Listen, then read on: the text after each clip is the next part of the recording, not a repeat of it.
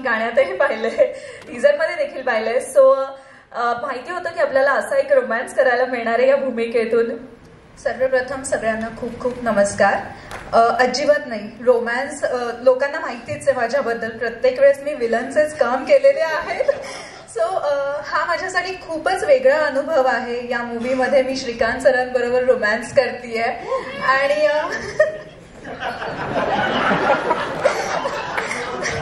अजून किती चिडवणार आहेत. ठीक आहे.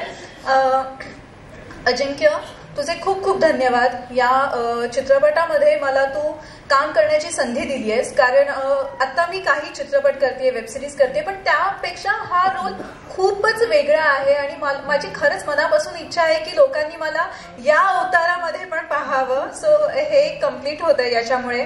आणि अजिंक्य आणि आमच्या पूर्ण टीमने खूप खूप मेहनत केलेली आहे, खूप मेहनतीने काम सगळ्यांनी केलेलं आहे.